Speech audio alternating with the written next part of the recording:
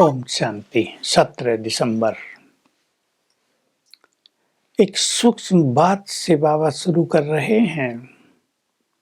बाप यानी भगवान निराकार है और ज्ञान का सागर है, तो उसकी इस महिमा से फायदा ही तब है जब वो आकर ज्ञान दे।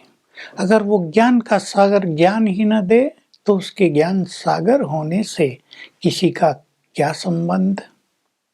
तो बाबा कह रहे, मैं आता हूं तुम्हें संपूर्ण ज्ञान देकर ज्ञान सागर बना देता हूं। तुम गाते थे ना शिव के आगे मंदिरों में जाकर, हमारी झोली भर दो।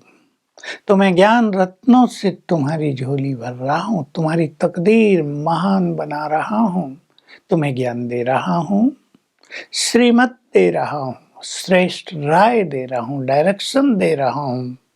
इससे तुम पुरुषोत्तम बन जाते हो, उत्तम से उत्तम पुरुष। इसलिए इस समय को पुरुषोत्तम संगम युग कहा जाता। केवल संगम युग नहीं, पुरुषोत्तम संगम युग। बाबा चित्र दिखा रहे हैं, देखो ये लक्ष्मी और नारायण कितने पुरुषोत्तम हैं, सजे सजाए हैं, शोभनीक हैं, कितनी दिव्यता है इनके चेहरों पर, दैवी गुणों से संपन्न हैं।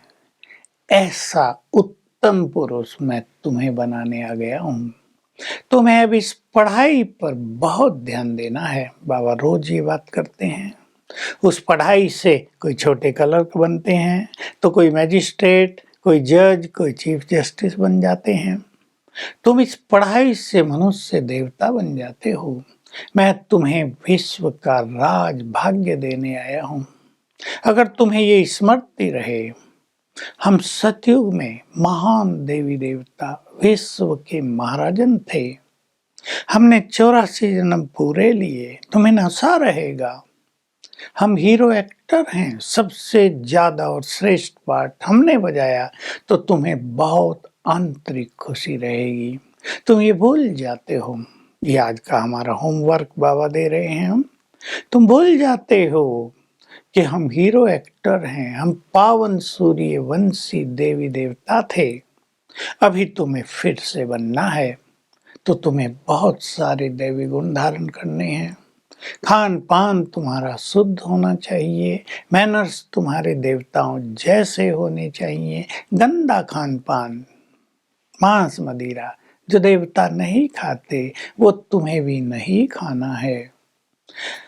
तुम न आत्मा को जानते थे न परमात्मा को, अब मैंने तुम्हें आकर ये संपूर्ण सत्य ज्ञान दिया है। आत्मा भी ज्योति स्वरूप है, बहुत सूक्ष्म है, तो परमात्मा भी ज्योति स्वरूप है, सूक्ष्म अति सूक्ष्म है। वो तो दिखा देते हैं। गीता में भगवान ने अर्जुन को साक्षात्कार कराया, हजारों सूर्यों से भी अधिक तेजों में है। लेकिन बाबा कह रहे हैं, मैं तो बहुत शीतल हूँ।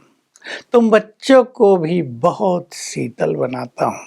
सूरज के तेजों में, अधिक तेजों में का अर्थ लोग समझते हैं बहुत गर्मी है, बहुत बहुत लाइट है उसके अंदर, है तो सही, पर वो ऐसी नहीं जैसी कलयुग में। ये अलौकिक चीजें हैं, दिव्य चीजें हैं। बाबा कह रहे, मेरा जन्म और कर्म दिव्य और अलौकिक होता है।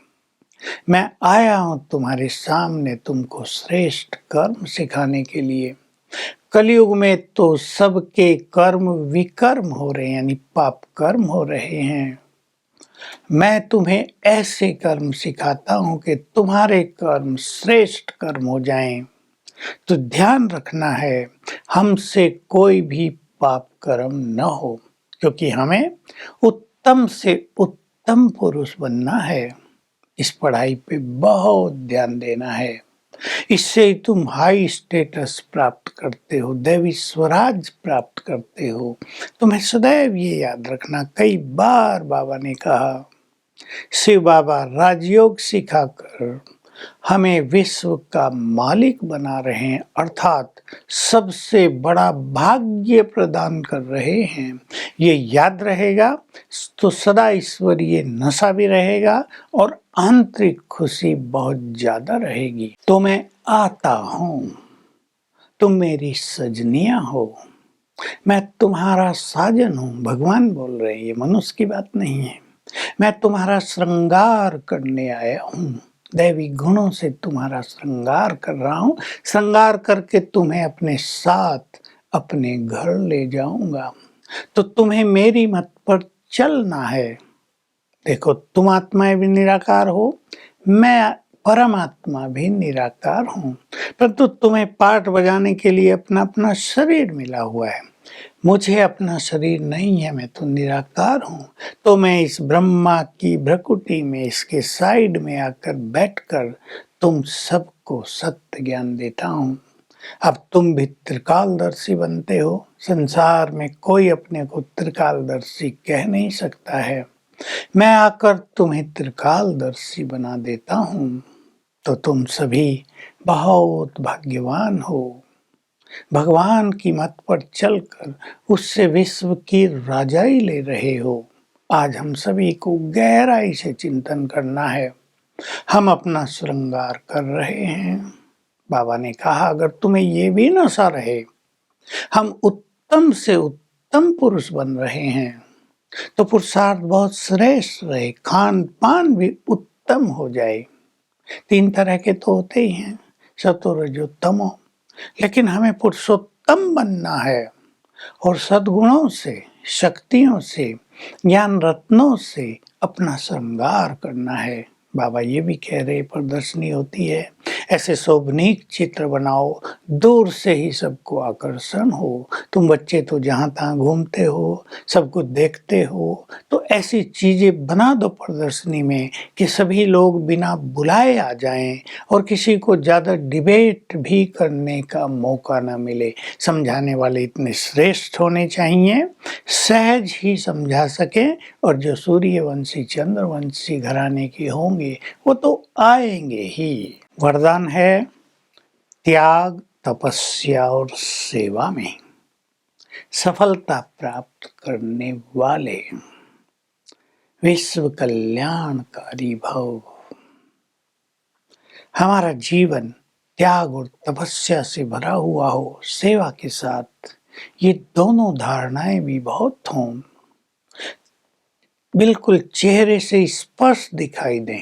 त्याग, पुराने संस्कार और पुराने संकल्पों का त्याग, और तपस्या, केवल आत्मिक स्वरूप में स्थित होने की तपस्या, और संसार की सभी आत्माओं के लिए कल्याण की भावना चित्त में समाई हो तो तुम बन जाओगे विश्व कल्याणकारी। स्लोगन है, देवांश से परे जाने के लिए इस चित्र को न देख, चरित्र को देखो, यानी आत्मिक स्वरूप में स्थित रहो, आत्मिक दृष्टि में स्थित रहो।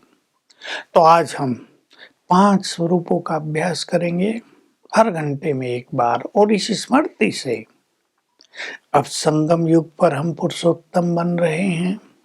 सतयुग में संपूर्ण रूप से पुरुषोत्तम थे, भक्ति में इष्ट देव देवियां भी पुरुषोत्तम, और फरिश्ते भी बनेंगे पुरुषोत्तम।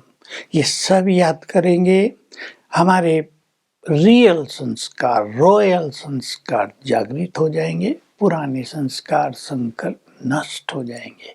ओम शांति।